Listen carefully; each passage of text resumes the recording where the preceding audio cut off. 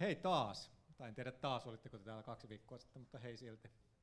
Tervetuloa Otaniemeen ja Aalto-yliopistoon, jos ette ole täällä jo viettänyt päivää. Ja erityisesti tervetuloa tähän avoimeen luentosarjaan sosiaalisen median ilmiöistä, joka nyt sitten jatkuu. Ja sen pidemmittä puhetta meillä päivän puhujana on Suvi Uski, joka on harvinainen yhdistelmä. Suvi on sosiaalipsykologian tohtori, eli hyvinkin ymmärtää ja tietää paljon siitä, miten me ihmiset toimimme. Mutta sen lisäksi Suvi on nykyään someturvayrityksen toimitusjohtaja, eli myös tietää, miten näitä palveluita ja muita pitää rakentaa, että onko ehkä teknologia ja palvelut sittenkin ratkaisu kaikkiin näihin haasteisiin ja ilmiöihin, joita meidän elämässä tulee. Mutta sen pidemmittä puheitta, niin Suvi, ole hyvä. Lava on sinun.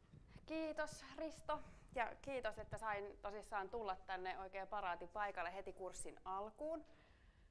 Ja olen erittäin otettu tästä osallistujamäärästä ja myös selkeästi niin kun ikäjakauma on aika lailla kohillaan täällä tänään. Eli mahtavaa, että täällä on vähän nuorempaakin porukkaa paikalla, koska tämä mun luennon sisältö koskee erityisesti teitä, hyvät nuoret ihmiset, jotka ehditte elämässänne tekemään vielä paljon asioita ja vaikuttamaan siihen, että millaiseksi tämä maailma muuttuu meille kaikille. Nämä jutut, mitä mä tänään puhun teille, ei ole mitenkään yhdentekeviä ja mä yritän olla sellainen niin kuin ihmisenä tässä paikalla, että mä en ala turhaa paasaamaan näistä jutuista, nämä on mulle tosi tärkeitä. Se varmasti tulee mun olemuksessa ja kaikessa läpi ja näin poispäin, mutta älkää ottako silleen, että mä oon jotenkin pelottava tai näin. Ei. Mulla on vaan tärkeä asia, jota mä haluan edistää meidän yhteiskunnassa ja siksi mä puhun siitä tosi voimakkaasti. Ja ehkä sellainen pari juttua, mitä mä ajattelin, että mulla on tuossa ihan viimeisellä slaidilla semmoisia kotiin viemisajatuksia, mitä mä toivoisin, että te saisitte tästä mun luennosta mukaan, mutta mä varoitan jo nyt, että mä tuun tavallaan tässä luennossa perustelemaan sitä, että miksi verkkohäiriköinti tulee ottaa vakavasti meidän yhteiskunnallisessa keskustelussa ja rikollisuuden muotona sekä sellaisena asiana, että meidän on pikkuhiljaa alettava keksimään tapoja puuttua siihen ja vaikuttaa siihen, että ihmiset ei voi tulevaisuudessa niin huonosti. Okei. Pari sanaa musta itsestä. Tituleerataan välillä sometohtoriksi. Sopii mulle erittäin hyvin. Olen siis sosiaalipsykologian tohtori ja tutkinut sosiaalista mediaa. Ollut itse asiassa täällä Otaniemessä tekemässä valtaosan mun tutkimuksesta tuossa viereisessä rakennuksessa ja yhdessä Ristonkin kanssa ollaan vuosia tässä yhdessä tehty töitä. Olen tutkinut sitä, että miten ihmiset käyttäytyy sosiaalisessa mediassa, miten se, mitä me tehdään sosiaalisen median ulkopuolella, muuttuu, kun meistä tulee sosiaalisen median käyttäjiä. Kuinka me aletaan näyttää vähän paremmilta, kuinka me syödään vähän terveellisempää ruokaa, kuinka me tehdään puntilla vähän isommilla painoilla ja kuinka me käydään vähän enemmän ravintoloissa, vähän bailaa, kuinka me matkustetaan Aasiaan, minne siellä. Kaikki nämä vaikuttaa, nämä sosiaalisen median ilmiöt siihen, minkälaista meidän arkielämä itse asiassa on. Ja sitten tämän sosiaalisen median tutkimuksen lisäksi mä oon tehnyt aika paljon töitä startuppien ja uudenlaisten digitaalisten palveluiden tuottamisen kanssa. Mun tuonti tai mun tulokulma näihin on yleensä se, että miten me voidaan ymmärtää ihmistä tai käyttäjää paremmin. Miten me luodaan sellaisia tapoja, että ihmisillä on aina vaan parempi olla. Yksi kysymys esimerkiksi tällä hetkellä mun työpöydällä on se, että miksi some ja monet muut sovellukset on niin hirveän addiktoivia. Että ne päätyykin itse asiassa pilaamaan meidän elämän. Ne on aivan liian helppokäyttöisiä meille. Ne koukuttaa meitä. Ne vaikuttaa siihen, että meistä ihmisistä tulee aika paljon tyhmempiä. Ja se on aika surullista. Sen lisäksi mä oon opettanut omaa kurssia Helsingin yliopistolla ja opetan varmaan jatkossakin ja toiminut neuvonantajana erilaisissa paikoissa, yrityksissä ja sitten ministeriössä ja muissa jutuissa. Vahvasti olen täällä vaikuttamassa, eli tekemässä sellaisia yhteiskunnallisia asioita näkyville, jotka kaipaa mun mielestä nyt paljon tarkempaa huomiota. Ja ihan niin kuin ei vaan joidenkin poliitikkojen tai yritysjohtajien huomiota, vaan ihan kaikkien kansalaisten huomiota. Nämä on meidän yhteisiä asioita nimittäin. Tällä hetkellä on Someturva-yhtiön toimitusjohtaja. Meitä on 10 ja me ollaan startup. Ja mä kerron tässä luennon varrella ihan vähän lisää siitä, että mitä me ollaan Someturvassa tehty. Perusajatuksena, että teknologian aiheuttamiin ongelmiin voi myös keksiä ratkaisuja teknologian avulla. Ja ne ratkaisut on täällä meidän käsissä. Ne ei tule mistään ylhäältä, vaan ihan täältä vaikka Otaniemestä lähtien niitä voi alkaa rakentaa. Päivän asioihin, eli siihen, että mitä se verkkohäiriköinti tarkoittaa.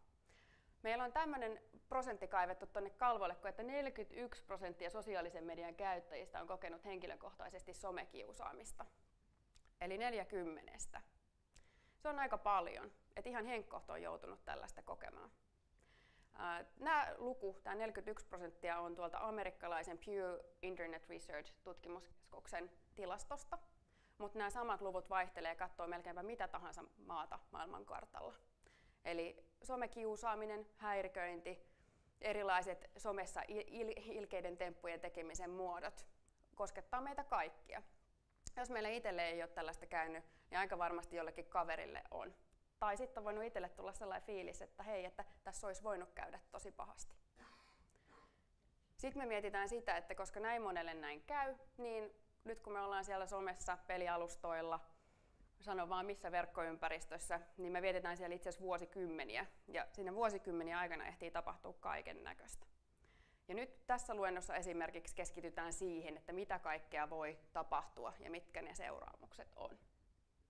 Mennään ihan sinne juureen, eli kun puhutaan kyberrikollisuudesta, niin me itse asiassa puhutaan tosi monenlaisista asioista. Ja sanoisin näin, että valtaosa ihmisistä ei mitenkään ajattele, että somekiusaaminen tai verkkohäiriköinti liittyy millään tavalla kyberrikollisuuteen. Kyberrikollisuuden ajatellaan useasti olevan numero 1, eli tietotekniikkaan kohdistuvia rikoksia. Joku häiritsee meidän tietojärjestelmää tai tunkeutuu sinne. Jotenkin ottaa sitä dataa ja tekee sillä jotain ja vakoilee sitä ja mitä kaikkea. Mutta faktuaalisesti, kun me ollaan siellä kyberrikollisuuden määritelmässä, niin me puhutaan vahvasti myös rikoksista, joita tehdään tekniikkaa hyödyntäen. Ja tässä kohtaa nyt sitten esimerkiksi mä oon tuohon laittanutkin, että tietokoneavusteiset rikokset, niin ylläri pylläri poliisille, meille kaikille ihmisille, niin tietokoneavusteisesti voi tehdä kaiken näköisiä rikoksia, mitä voi tehdä ilman tietokonettakin. Eli aika lailla samanlaiset rikosnimikkeet pyörii. Mutta se skaala, millä niitä voidaan tehdä tietokoneavusteisestikin, onkin hurja. Eli siinä, missä niin kuin perinteisesti vaikka kunnianloukkaus on kadulla huutaen huudettu toiselle ihmiselle, silloin loukattu yhtä ihmistä, nyt se voidaan tehdä sitten skaalaten monessa eri kanavassa samanaikaisesti tuhansille ihmisille. Sitten myös se, että kyberrikollisuuden näkökulmasta niin sitä itse asiassa tulee esiin aika vähän, koska ihmiset ei ole hiffannut, että se on rikollisuutta. Meillä on sellainen ajatus, että kun netissä jotain käy vähän, niin pitää vähän kärsiä sitten. Et itse on sinne menty ja että Instagramiin menin ja sen takia otan tätä paskaa niskaan sitten täällä. Ja sehän ei oikeasti nyt, jos me katsotaan vaikka Suomen lakia, niin pidä paikkaansa. Vaan sillä tavalla pitäisi ajatella, että kaikki mitä tapahtuu Suomen lain vastaisesti ihan sama missä ympäristössä, niin on rikollista toimintaa. Toisaalta sitten tähän kyberrikollisuuteen liittyy just sellainen resurssihaaste myös. Eli silloin kun meillä pystytään tekemään pahaa tuhansille ihmisille samanaikaisesti erittäin tehokkaasti, niin sitten meillä voi olla vaikeuksia myöskin löytää niitä resursseja esimerkiksi sieltä viranomaispuolelta karsia tällaista toimintaa. Ja nyt tässä onkin iso kysymys just vaikka niin kun tämän luennon osalta siinä, että mitä kaikkea me voidaan yhdessä keksiä, että näin ei pääsisi käymään. Me tiedetään, että ei voi aina resursseihin vedota, kun mennään digitaalisia asioita ja keksintöjä tekemään, koska ne on itse asiassa aika edullisia silloin, kun ne osuu kohdalleen. Kyberrikollisuutta voidaan myös tarkastella kahdesta näkökulmasta, ja toisaalta me voidaan ajatella, että kyberrikollisuus on uhka vaikka valtiota kohtaan tai jonkun ison yrityksen toimintaa kohtaan. Mutta toisaalta kyberrikollisuus voi koskea myös yksilöä, ihan yhtä pientä ihmistä. Ja ikävä kyllä meillä ei hirveästi ole sellaisia suojamekanismeja, millä yhtä pientä ihmistä tällä hetkellä puolustettaisiin, jos jotain pahaa tapahtuu. Sitten jos puhutaan verkkohäiriköinnistä, mitä se on?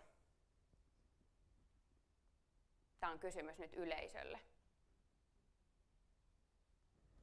Joku esimerkki. Mikä voisi olla verkkohäiriköintiä?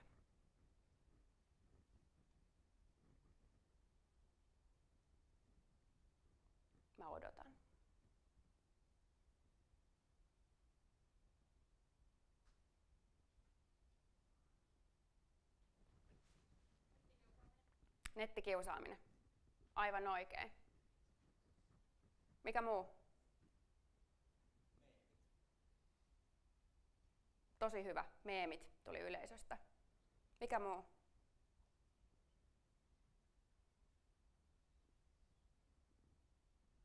Mitä muuta? Eikö netissä tapahdu mitään?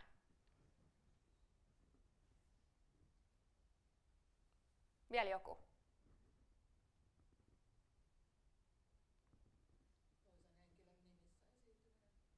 Toisen henkilön nimissä esiintyminen. Erittäin hyvä. Me voidaan siis tietokoneavusteisesti tehdä hallaa toisille ihmisille aika monilla eri muodoilla. Tähän on listannut ihan vaan muutaman.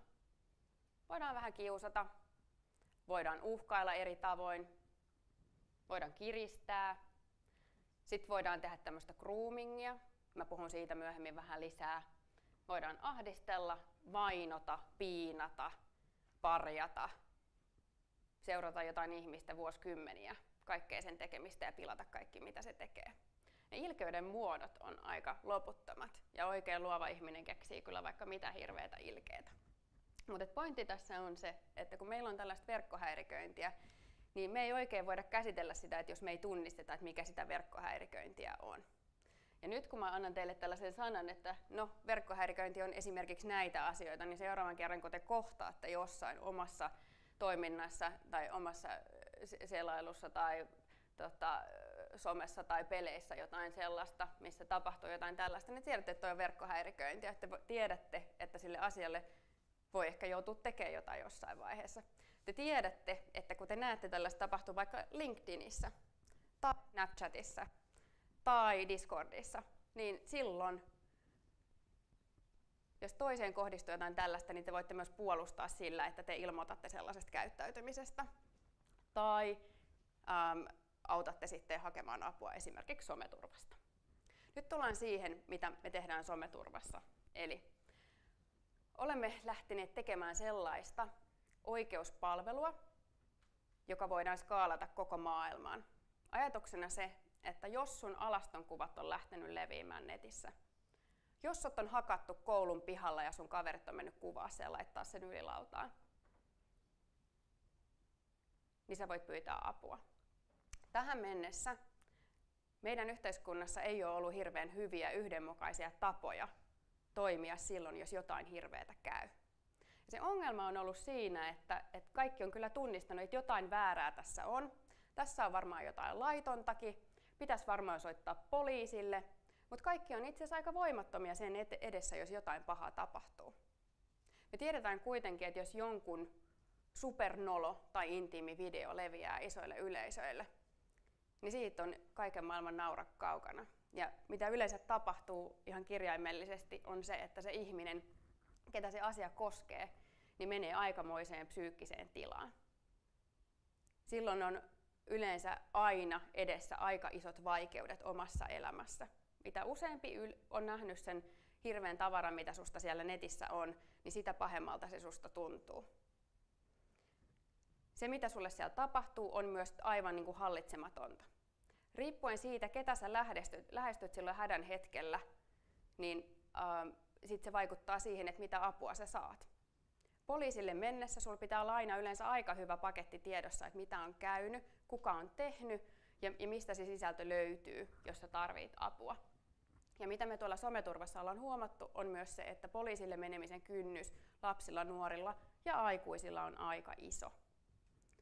Someturva on rakennettu sosiaalipsykologian, juristien ja teknologianerojen voimin ensin tähän suomalaiseen yhteiskuntaan. Ja ajatuksena on ollut se, että luodaan sellainen palvelu, että jos sä epäilet, että sulle on tapahtunut jotain tai sulle saattaa olla tapahtumassa jotain, niin sä voit pyytää apua. Sä voit kertoa sun tapauksen tiedot someturvaan ja sä saat vastauksen sieltä.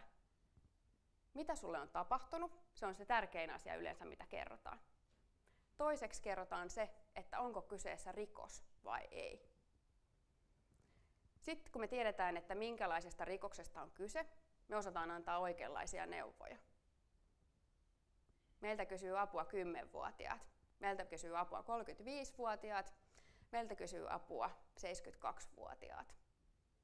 Me osataan auttaa kaikenikäisiä. Lakiavun lisäksi me pystytään tarjoamaan psykologista tukea. Me ollaan opittu, että miten ihmiset, jotka kohtaa tällaisen kriisin elämässään, voi tarvitse hirveän erityyppistä apua sen oman asian kanssa. Esimerkiksi tämmöinen hakkausvideo, mikä susta saattaa levitä jossain somessa. Sä oot rikoksen uhrina jo siinä videolla ja sitä vaan ryöpytetään eri kanavissa vuodesta toiseen. Ja mitä se tekee tavallaan sille sun olemukselle, niin on aika paha juttu ja sun voi olla tosi vaikea kertoa siitä kellekään. Mutta jos sä osaat pyytää vaikka someturvasta apua, sä voit saada myös sen oikean psykologisen tuen sen asian ratkaisemiseen. Tämä ei ole pelkästään sitä, että annetaan vaan jokin leima, että tämä on rikos tai ei, vaan me voidaan oikeasti auttaa ihmistä ratkaisemaan se tilanne. Sen lisäksi pystytään antaa aika tarkkoja ohjeita siitä, että miten siellä somessa tai siinä omassa somekriisissä tai verkkoalustakriisissä tulee toimia. Aika useasti nämä rikokset tapahtuu Snapchatissa, Instagramissa, Facebookissa, niissä paikoissa, missä eniten on porukkaa. Someturvaan liittyy sellainen ajatus siitä, että meillä on juristeja Suomessa ja meillä on sosiaalipsykologeja Suomessa ja meillä on hirveän taitavia teknologiaosaajia Suomessa. Mutta se, että meidän pitää ehkä yhdistää tämä poppo, jotta me saadaan tästä jotain sellaista, mitä voi oikeasti jalostaa siihen suuntaan, että sillä voidaan palvella koko maailmaa. Tuhansia ihmisiä päivässä. Nämä ongelmat ei ole vähenemään päin. Joten mitä esimerkiksi meillä someturvasta tehdään, meillä kehitetään keinoälyä, joka voi tehdä tätä työtä meidän eksperttien puolesta. Niitä helpoimpia täskejä. Meidän keinoäly harjoittelee sitä, minkälaisia erilaisia avuntarpeita voi olla. Meidän keinoäly harjoittelee sitä, että miten me voidaan analysoida eri rikosnimikkeitä. Mikä on millainen rikos? Onko tämä vakava rikos vai onko tämä asianomistajan rikos? Onko tämä sellainen rikos, jonka osapuolet voi sopia keskenään? Meidän keinoäly opettelee esimerkiksi myös sitä, että miten sitä avun tarvetta voidaan mallintaa. Miten me voidaan tarjota enemmän psykologista tukea tietyn tyyppisille käyttäjille ja sitten enemmän faktapohjaista tukea tietyn tyyppisille käyttäjille. Ja sanon tässä suoraan, että ilman teknologiaa tämä ei olisi ollenkaan mahdollista. Me voitaisiin sanoa kaikki täällä, että meillä ei ole varaa palkata kaikille juristeja ja poliiseja auttamaan joka ikisessä pikkuasiassa, joka siellä verkossa tapahtuu. Nyt aion kuitenkin kertoa teille, että mitäs nämä pikkuasiat sitten oikeasti on. Mä en ajattele niin, että ettekö te ajattelisi, etteikö se olisi tärkeää, että jos joku pikkurikos siellä sosiaalisessa mediassa tapahtuu, vaan mä haluan ehkä antaa teille työkaluja siihen, että kun mietitään, että onko ne pikkuasioita vai eikö ne ole, niin te voitte sanoa, että ne on isoja asioita, ei pikkuasioita. Ja mä lähestyn tätä asiaa sillä, että mä tuon tämmöisen yksilön psykologisen haavoittuvuuden näkökulman tähän keskusteluun. Ja mä haluan kertoa tämän siitä näkökulmasta, että miten se, että ihminen on edustettuna siellä verkossa, ja sun nimen voi googlata ja susta voi löytää vaikka mitä tietoa, ne tekee meistä ihmisestä ihan hirveän haavoittuvaisia. Aivan eri tavalla haavoittuvaisia kuin me ollaan koskaan aikaisemmin oltu.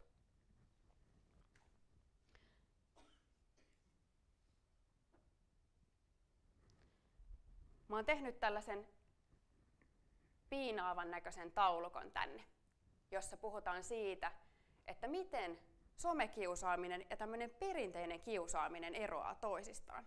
Havainnollistamaan sitä, että mitä se somessa tapahtunut pikkujuttu itse asiassa onkin verrattuna siihen perinteiseen asiaan, mitä me ollaan käsitelty. Jos me ajatellaan vaikka somekiusaamista, niin se itse kiusaamisteko, joka on ehkä perinteisessä vaikka koulukiusaamisympäristössä tarkoittanut sitä, että se tapahtuu siellä koulussa jossain tilanteessa, niin someen mennessä tämä kiusaaminen onkin jatkuvaa. Se on kaikkien saatavilla ja se saattaa olla siellä saatavilla ties kuinka kauan. Toisaalta se, että se kiusaaminen, kun se loppuu normaalisti siihen, kun pääsee siitä hitokiusaajasta eroon, niin silloin kun tämä kiusaaminen tapahtuu verkossa, niin siitä ei pääsekään eroon. Sä et voi lähteä koulusta kotiin ja ajatella, että no niin, että huomiseen. Vaan sä joudut ihan oikeasti miettimään sitä sillä tavalla, että siellä verkossa se kiusaaminen voi eskaloitua itsestään. Siellä on enemmän yleisöä Ja kaiken lisäksi se sisältö siellä kiusaajien nähtävillä ei lähde pois sieltä, vaikka pääsee koulusta yläasteelle tai lukioon tai vaihtaa työelämään. Mitä hirveämpää materiaalisuutta on saatu verkkoon, niin sitä todennäköisemmin se siellä pysyy, kun se jotain toista ihmistä viihdyttää.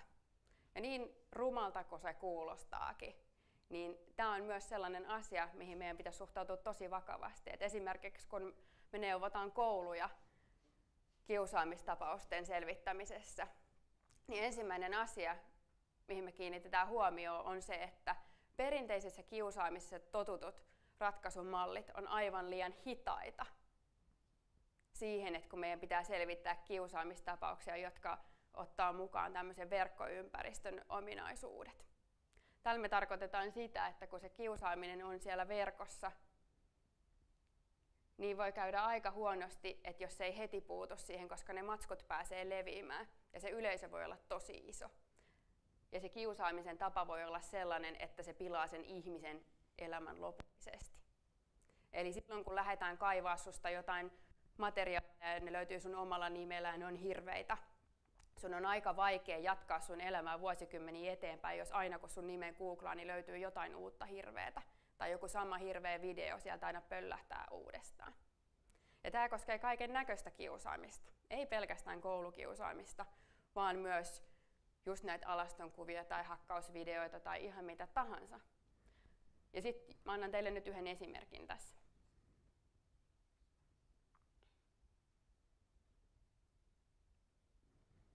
Kuinka moni täällä on kuullut risumiehestä?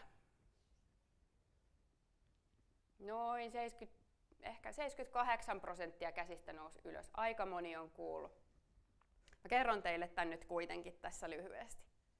Risumies oli kouvolalainen setä, joka oli syksyllä sitten laittanut puutarhajätteitään tai ajatellut laittavansa niitä jonnekin metsään, että oli autolla kiikuttanut maantien laitaa ja päättänyt sitten alkaa heivaa niitä sieltä autosta ulos sinne pöpelikköön. Ja sitten oli tullut tämmöinen lenkkeilijämies paikalle ja ollut silleen, että hei kuule, että älä viitti sinne luontoon laittaa niitä roskia. Ja no tää setä ei ollut sitten lopettanut sitä siihen, vaan oli jatkanut ja että meepäs nyt pois. Ja sitten tämä lenkkeilijä oli ottanut sen kameralla vähän videoa siitä ja vähän niin kuin todistusaineistoa, että täällä tämmöinen setä nyt niin kuin näitä roskia tänne luontoon viskoo.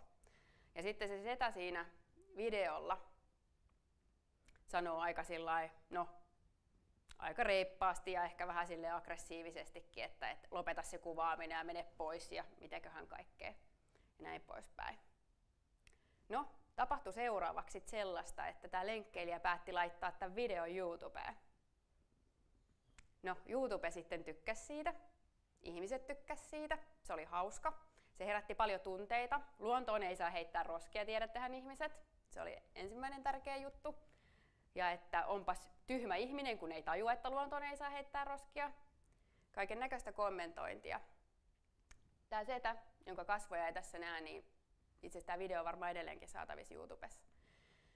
Oli kouvolalainen setä, ja kouvolalaiset sitten innostu tästä, että heillä on tämmöinen paikallinen julkkis, ja aina kaupassa, kun tämä setä oli tai missä ikinä, niin ihmiset meni ottaa sen kanssa selfieitä. Ja häntä puhuttiin tämmöisenä risumiehenä. Ja hän oli kaikkien kouvolalaisten semmoinen oma lempikylähullu, jonka perää huudeltiin, heiteltiin asioita, ties mitä. Ja mikä tässä tapahtumassa oli jotenkin mielenkiintoista oli se, että tämä tarina tavallaan päättyi. Ja risumiehen elämä päättyi. Ja risumiehen kohdalla, koska kaikki tietää tästä, koska Iltalehti ja Ilta-Sanomat ja ties mitkä mediat on tästä kirjoittanut niin paljon, me tiedetään tämä tarina. Mutta näitä tarinoita meidän yhteiskunnassa on aika monta, missä on käynyt silleen, että ihminen aivan viaton tavallaan joutuu sellaisen somepyörityksen kohteeksi, mistä ei ole mitään ulospääsyä. Ja sitten kun sulle tulee semmoinen sosiaalinen leima päälle, niin se on aika kohtalokasta ihmisen psykologialle ja hyvinvoinnille. Ja silloin on aika vaikea jatkaa elämää. Mä oon tehnyt tällaisen mallin tästä, jossa mä kuvaan sitä, että mitä tässä niin kun sosiaalipsykologisesti tapahtuu. Eli että jos me katsotaan sitä yksilön psykologista haavoittuvuutta siellä verkkoympäristössä, niin me huomataan, että hei, ihmisen digitaalinen jalanjälki on tällä hetkellä aika pysyvä ja aika rakas.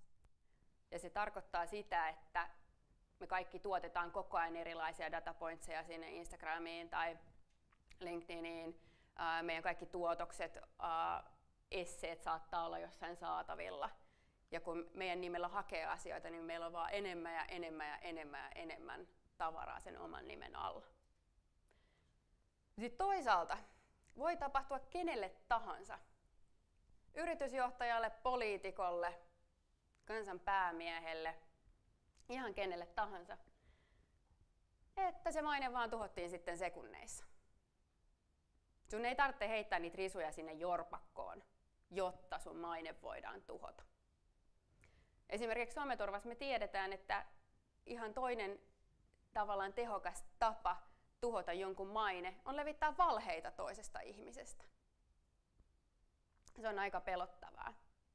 Ja me tiedetään myös, että tämmöisen valheen levittämisen jälkeen, jos susta siis tällainen valhe on levitetty, niin sitä on aika mahdoton korjata, koska ketään ei ehkä kiinnosta se totuus. Koska se on yleensä aina vähän tylsempi kuin se valhe. Ja se, kun sun maine tuhotaan, niin siitä seuraa tämmöinen stigma, eli sosiaalinen leima. Kaikki tietää, että toi on se. Ja se on sellainen asia, mikä voi tapahtua käytännössä katsoen ihan kelle tahansa tässä salissa. Se voi tapahtua monellekin ihmiselle tässä salissa. Et ei ole mitään tekijöitä, jotka ennustaisi sitä, ainakaan kovinkaan vahvasti, että tapahtuuko sulle näin vai eikö sulle tapahdu näin. Vaan tämä on sellainen kyberuhka, jona mä sitä ehkä käsittelisin, joka vaikuttaa itse asiassa meidän elämään. Siihen, kuinka me käyttäydytään julkisilla paikoilla, siihen, minkälaisia viestejä me kirjoitetaan, siihen, kun me mietitään, että tallentaako joku meidän puheluita, ja siihen, kun me mietitään, että voiko näihin meidän kanssaihmisiin luottaa. Ja pointti tässä on ehkä se, että tämä koko hässäkkä, mikä tässäkin janalla on kuvattu, voi tapahtua noin puolessa tunnissa. Eli se puuttuminen tällaiseen tapahtumaketjuun pitäisi olla tosi nopeata, eikä sitä yleensä pystytä välttämättä estämään. Jotain vahinkoja voidaan kyllä minimoida. Ja tuossa, kun puhutaan tuosta, että maine on tuhottavissa sekunneissa, niin siihen liittyy sellainen asia, että siihen soppaan tarvitaan kaksi osapuolta, ja ne on algoritmit ja ihmiset. Eli ihmiset, jotka kokee, että nyt on jotain herkullista liikenteessä, käympä katsomassa, käympä reagoimassa. Ja toisaalta se algoritmi, joka huomaa, että tästä sisällöstä tykätään ja jakaa sitä vauhdikkaammin eteenpäin. Ja tämä on se tietynlainen toimintaympäristössä, missä esimerkiksi someturva tekee töitä. Ja tietyllä tavalla se toimintaympäristö, missä me kaikki eletään tällä hetkellä.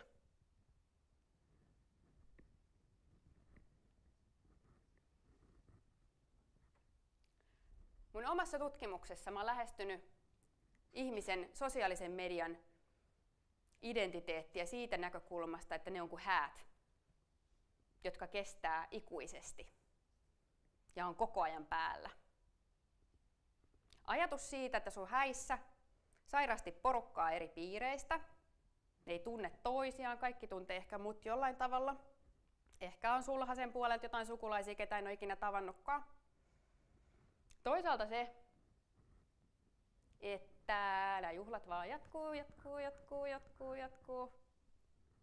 Ja että mä en tiedä, että koska tämä esitys on ohi. Tässä ehtii melkein häissä jo tulee avioerot ja kaikki mahdollisetkin väliin, ja tämä ei siltikään lopu. Ja toisaalta se, että siellä mun hääjuhlissa kaikkien niiden outojen tyyppien kanssa kun olen, niin kaikki mitä mä sanon, niin muistetaan. Ja se on tietyllä tavalla vähän hankalaa. Ja se tuottaa ihmiselle sellaisen psykologisen stressin tietyllä tavalla pitää yllä sellaista some-identiteettiä, jonka kanssa olisi hyvä olla. Suomessa häät kestää maksimissaan vuorokauden. Intian malli olisi meille aivan mahdoton, siis niin kuin suomalaisessa identiteettiesityksessä.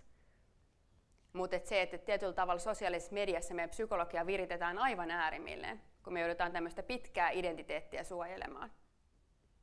Ja tämä sama identiteetti on nyt se, mikä on siellä tulilinjalla, kun me katsotaan näitä sosiaalisen median ja muiden online-alustojen rikoksia.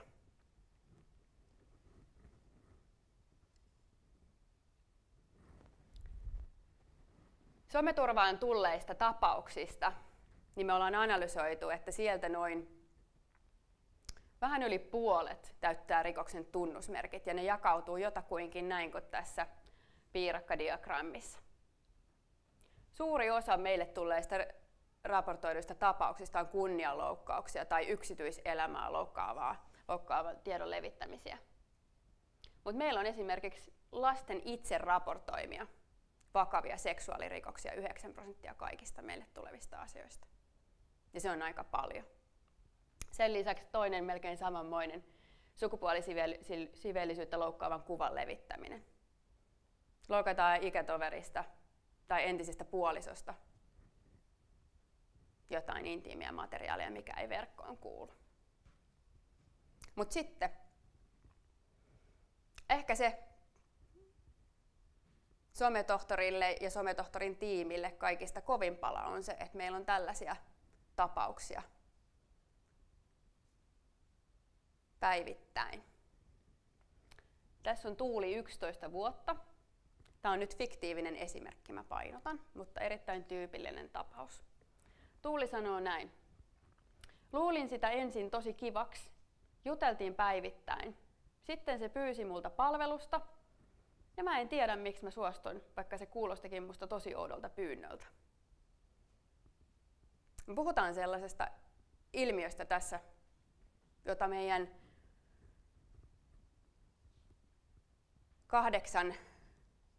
8–14-vuotiaat nuoret suomalaiset tällä hetkellä arjessaan katselee. Heitä lähestytään erinäisiltä tahoilta pahoissa aikeissa. Me puhutaan ilmiöstä nimeltä grooming.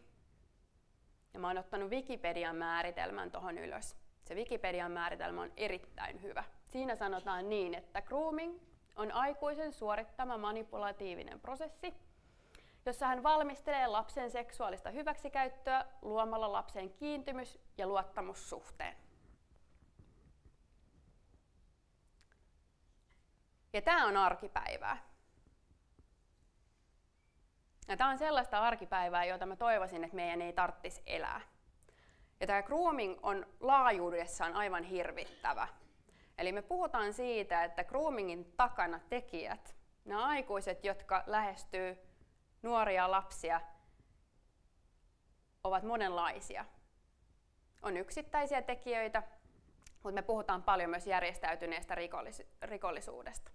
Siitä, että yksi järjestäytynyt rikollinen lähettää 1000 lapselle samanaikaisesti ehdotuksia, jotka on täysin epäsopivia. Lähettää sairasta materiaalia näille lapsille, pyytää näitä lapsia tekemään sairaita asioita, joista he ei ikänsä puolesta ole ikinä kuullutkaan edes. Rakentaa näitä kiintymys- ja luottamussuhteita sellaisilla tavoilla, joihin kuka tahansa aikuinenkin voisi langeta. Siihen, että joku vihdoinkin kuuntelee sua. Joku kysyy, mitä sulle kuuluu. Joku kertoo, että sä oot ihan sairaan hyvän näköinen. Ja sun Instagram-kuvat on ihania. Joku, joka palaa sulle joka ikinen päivä. Antaa sulle huomiota. Ja pyytää sit sulta vastapalvelusta, niin kuin tuolta Tuulilta. Sitä on aika vaikea vastustaa.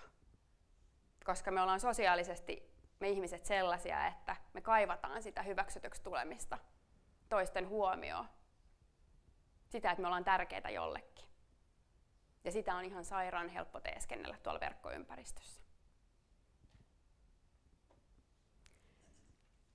Sellainen asia, mihin me tuolla someturvassa ollaan nyt vahvasti törmätty, on se, että kun tällaista tapahtuu, sitä ei pidetä juuri minään.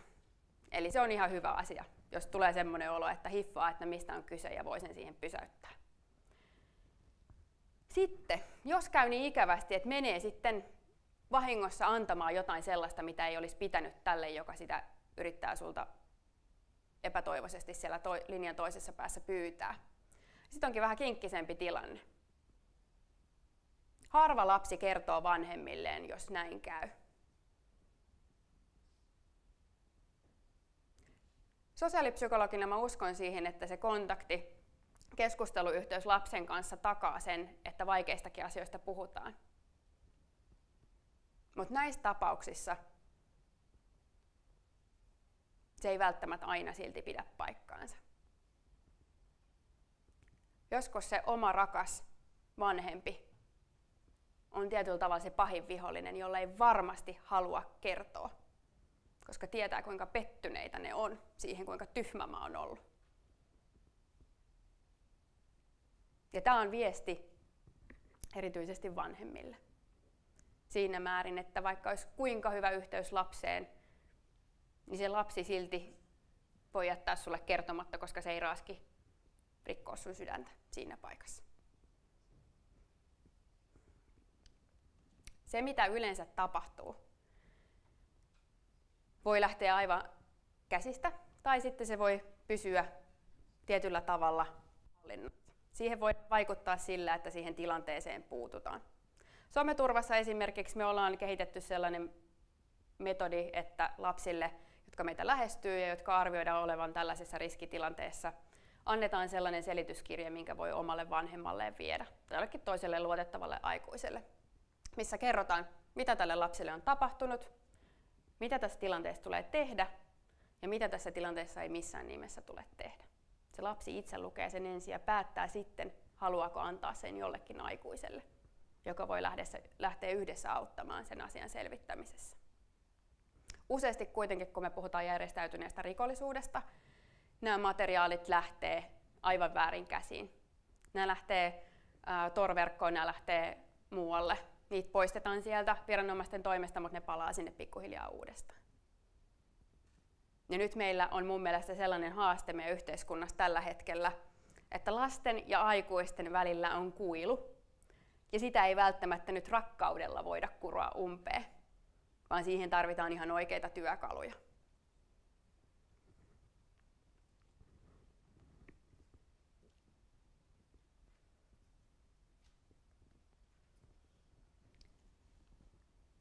Someturvan pilotti on ollut auki viime vuoden toukokuusta asti. Me ollaan tarjottu ilmaista lakiapua ja parasta some-kriisiapua, mitä Suomesta voi saada 843 itselle, joista 70% on ollut alaikäisiä. Joulukuussa uutisoitiin Oulussa tapahtuneista lapsiin kohdistuneista vakavista seksuaalirikoksista ja se näkyy myös tuolla meidän palvelussa. Eli marraskuusta joulukuuhun meille lasten itse ilmoittamien tapausten määrä nousi yli puolella. Ja se trendi jatkui nyt vielä tammikuussa. Ja silleen ollaan oltu tyytyväisiä siitä, että koska tästä puhuttiin julkisesti mediassa paljon, niin selkeästi myös lapset uskalsi lähteä hakemaan apua siihen, mikä heitä kohtaa. Ehkä iloisimpana uutisena tässä on se, että noin about 10% näistä tapauksissa me ollaan pystytty ehkäisemään vakavemman rikoksen tapahtuminen. Eli siinä kohtaa lapsi on ollut aivan just oikealla hetkellä pyytämässä meiltä apua. Mitä tehdä tämän tyypin kanssa, joka on laittanut mulle nyt 3 kuukautta joka päivä viestiä. Mä oon estänyt sitä. Se luo uusia profiileita, lähettää mulle ihan hirveitä materiaaleja, sanoo, että se tietää, missä mä asun. Ja pyydän, että lopettaa, se ei lopeta. Tää vaan jatkuu ja jatkuu. Me ollaan pystytty auttamaan niissä kohdissa. Me ollaan saatu palautetta siitä ja se on sellainen asia, mistä on todella ylpeä. Nyt sitten lopuksi nämä kotiinviemisajatukset, mistä mä aluksi vähän mainitsin. Eli se, mitä on tänään nyt puhuttu, tai itse asiassa mä oon puhunut pelkästään, täällä ei kyllä kukaan muu juuri sanonut, 3 sanaa on kuultu yleisöstä. Olisi pitänyt kysyä enemmän kohtelun aikaa kysyä. Ensimmäinen pointti on se, että verkkohäiriköinnin kohteeksi voi joutua ihan kuka tahansa. Se ei ole vaan joku tuolla ja sitä ei ole vaan joku siellä, vaan tämä on ihan osa meidän kaikkien elämää. Jos ei se tapahdu tänä vuonna, tosi hyvä juttu. Se sitten varmaan voi tapahtua myöhemmin. Mä oon vähän ironinen tässä nyt, anteeksi. Sitten ehkä se, että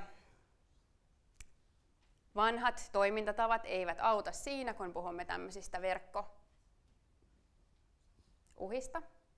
Näissä pitää toimia nopeasti, koska ne tilanteet eskaloituu aivan järjettömiin mittasuhteisiin. Aiheuttaa ihmisille niin ison mielenterveydellisen ja fyysisen uhan, että siinä ei kannata odotella seuraavaan päivään tai ensi viikkoon, vaan toimia heti. Ja ehkä kolmantena se pointti tämän tyyppiseen kyberrikollisuuteen on panostettava jatkossa, jos me halutaan suojella meitä jokaista näiltä uhilta, mitkä tässä ympärillä vaanii. Erityisesti nyt näiden pienten lasten kohdalta, joilla ei ole välineitä kertoa meille aikuisille, mitä pahaa heille tapahtuu. Kiitos.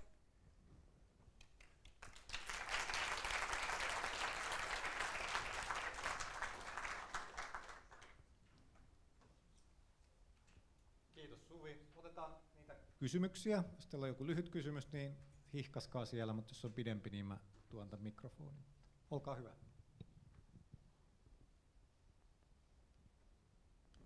Joo.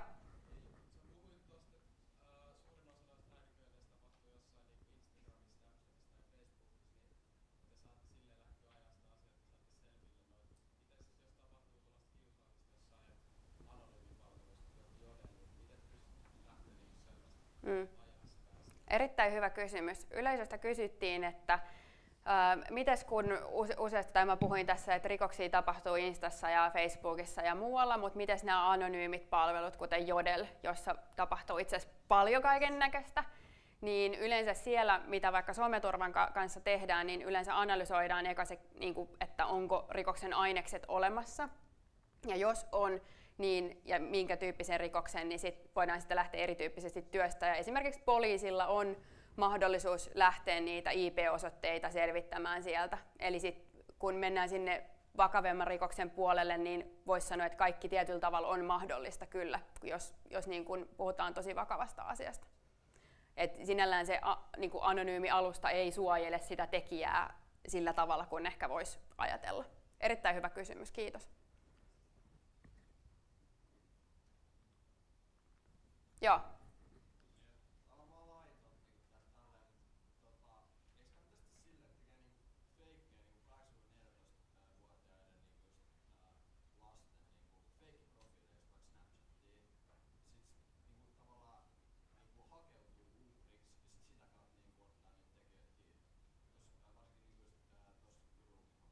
Joo. Yleisöstä tuli nyt kysymys, että tämmöisellä varoituksen sanalla, että saattaa olla laitonta, jos sieltä kysyjän toimesta, mutta jos niin tekisi tämmöisiä feikkiprofiileja, esiintyisi tämmöisenä teini-ikäisenä tyttönä ja hakeutuisi tämmöisen grooming kohteeksi ja ottaisi sitä kautta tekijöitä kiinni. Erittäin hyvä. Tässä on yksi toimittaja tehnyt nyt jutun viime viikkoina tällaisesta kokeilusta, jossa hän niin kuin meni tähän rooliin ja näin poispäin. Ja periaatteessa poliisillakin varmasti voisi olla mahdollisuus tehdä tämän tyyppinen juttu. Ehkä niin kuin, ja siis tämä kysymys on ihan mielettömän osuva. Ja jotenkin itse funtsin tätä vahvasti siitä näkökulmasta, että se, niin kuin, jotenkin se todellisuus nyt näyttää siltä, että sitä groomingia on niin hirveästi, että meillä on niin kuin käytännössä katsoen mahdotonta saada kaikkia tekijöitä kiinni. Eli me puhutaan myös siitä ulkomailta tulevasta järjestäytyneestä rikollisuudesta, jolloin itse asiassa niin kun, vaikka mun kulma tähän on se, että hei, että meidän pitääkin herätä täällä niin kun lasten, nuorten ja vanhempien tasolla siihen, että jos näin käy, niin miten sitten toimitaan. Eikä vaan siihen, että älä nyt vaan mene sinne someen, että sulle joku voi tulla siellä jutteleen. Mutta erittäin hyvä.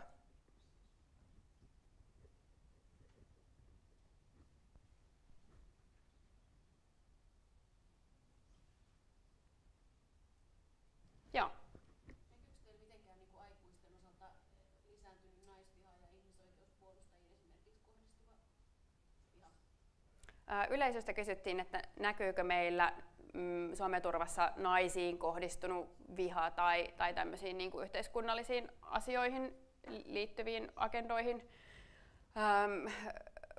sukeutuvat tapaukset, niin kyllä meillä sellaisiakin on, mutta meillä on, niin kuin mä sanoisin, että aikuisten ja alaikäisten välillä tietyllä tavalla se tekojen luonne on vähän erilainen. Ja niin kuin aikuiset on tieten tahtoen tosi ilkeitä. Sitten kun aikuinen on ilkeä, niin se on ilkeä. Mutta niin siellä alaikäisissä voi vielä mennä silleen, niin kuin, että on vähän vahingossa oltu ilkeitä jollekin. Ja sitten tietysti toki niin kun, me autetaan kaiken näköisissä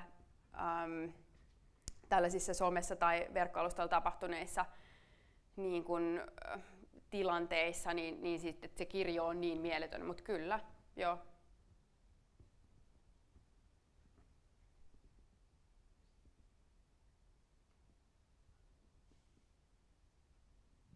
Mulla on kysymys. Miten niin muualla maailmalla ollaan reagoitu? Onko tämä niin jossain niin edellä, jossain varmaan jäljessä? Joo.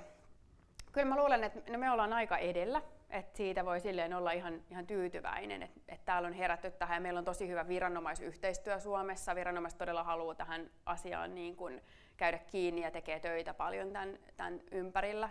Ja suomalaisilla viranomaisilla on tosi hyvä tietotaso ja taitotaso myös siinä, että kuinka niin kuin tämmöisiä teknologian välitteisiin rikoksiin vaikka puututaan ja näin poispäin. Mutta sitten esimerkiksi ihan käytännön tasolta, mitä sosiaalisen median alustat tekee ja EU-säädäntö jo sitä vaatiikin, niin esimerkiksi erilaiset tällaiset vihapuhetta, niin kuin valeuutisia ja tämän tyyppisiin liittyvät niin kuin filteritoiminnot alkaa olemaan aika niin kuin laaja-alaisesti jo käytössä. Et kyllä niin kuin näitä ihmisten aiheuttamia haasteita tietyllä tavalla on lähdetty ratkomaan. Et toivon, että vielä kohdistetaan nyt näihin tapahtuneisiin vahinkoihin, just näihin lapsiin ja nuoriin kohdistuvissa asioissa erityisesti nyt seuraavaksi niitä investointieuroja ja sitä taitopääomaa.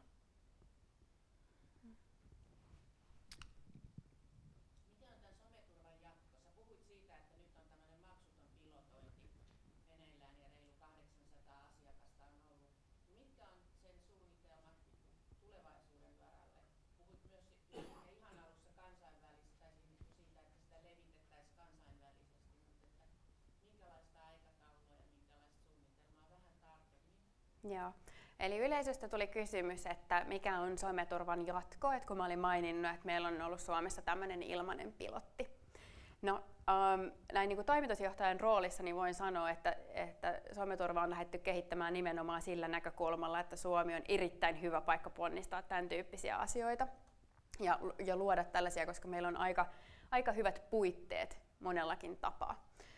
Nyt näyttää siltä, että meidän Suomen palvelun päädyn rahoitus on kysymysmerkki, eli olemme koittaneet saada tähän nyt sellaista kumppania myös sitten ihan viranomaisten toimesta, joka voisi ottaa tämän palvelun tietyllä tavalla niin kuin kantaakseen, mutta näistäkin, tai niin kuin nämä keskustelut jatkuu, mutta sitten olisi tarkoitus lähteä tekemään tätä mallia nyt Ruotsiin jo tänä keväänä.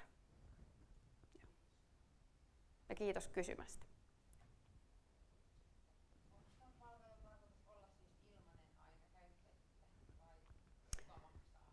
Joo, eli me ollaan rakennettu tämä palvelu sillä ajatuksella, että tämän kuuluisi olla ilmainen kaikille käyttäjille, mutta niin kuin sanottu, niin nyt me neuvotellaan näistä, että kuka ja kenen vastuulla tämä oikeasti tässä meidän yhteiskunnassa esimerkiksi on, ja se tietyllä tavalla tulee sitten määrittää sen jatkon.